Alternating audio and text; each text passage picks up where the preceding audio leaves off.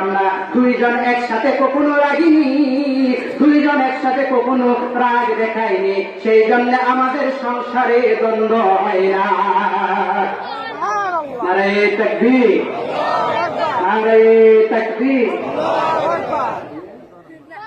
হযরত মাওলানা রিদওয়ান সাহেবের আগমন হুজুর এসে গেছে, তাই আমি ইনশাআল্লাহ এখনই ইতিটানছি, দীর্ঘক্ষণ আলোচনা হয়ে গেছে, সামান্য 1 মিনিটের ভিতরে শেষ করে দিচ্ছি।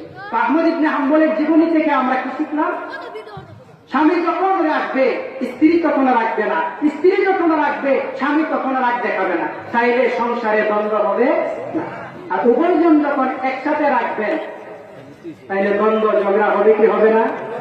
আরো জোরে বলেন, হবে কি হবে না? Come to the point. মিন শাররিল ওয়াসওয়াসিল খান্নাস আল্লাযী ইউওয়াসওয়িসু ফি সুদুরিন নাস।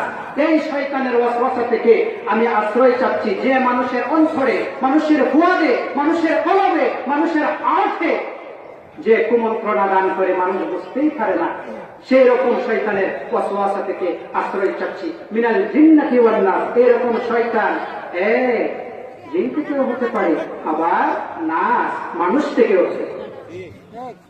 ঠিক কিনা বলেন?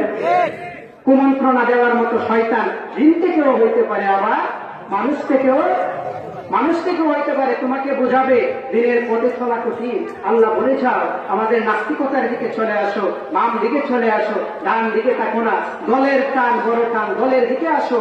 আল্লাহ কি বলে যাও, রাসূল কি বলে যাও, দিনের পথে দেখো না। মানুষ থেকেও কিছু নেতা, রাষ্ট্র নেতা, সমাজ নেতা বোঝাইতে পারে। ঠিক কিনা বলেন?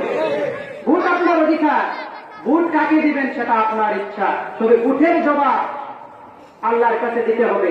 একটা ভোটের মাধ্যমে আপনি যে ভোটটা দিলেন, সেই ভোটের মাধ্যমে যিনি নির্বাচিত হবে, সে যদি সমাজে ন্যায় প্রতিষ্ঠা করে, ভালো প্রতিষ্ঠা করে, দিনের কল্যাণ করে, তাইলে আপনি সওয়াব পাবেন। ঠিক কিনা বলে?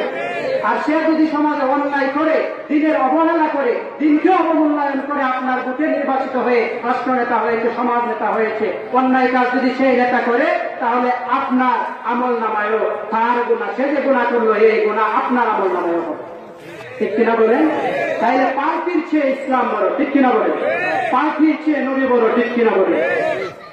সাদাকাল্লাহুল আযীম ওয়া মা তাওফীকি ইল্লা বিল্লাহ। আল্লাহ যেন আমাদেরকে যতটুকু আলোচনা করলাম আমলের তৌফিক দেন, বলেন আল্লাহুম্মা আমিন। হুজুর এসে গেছেন, হুজুরকে রেখে আর সামনের দিকে যাচ্ছি না। আখিরু দাওয়ানা আলহামদুলিল্লাহি রাব্বিল আলামিন। আসসালামু আলাইকুম ওয়া রাহমাতুল্লাহ। আলহামদুলিল্লাহ। আমরা হযরত মাওলানা মুফতি সানাউল্লাহ রহমতুল্লাহ সাহেব থেকে গুরুত্বপূর্ণ আলোচনা শুনছিলাম। আমরা সকলে যেন আমল করতে পারি, আল্লাহ প্রতিষ্ঠান করবো।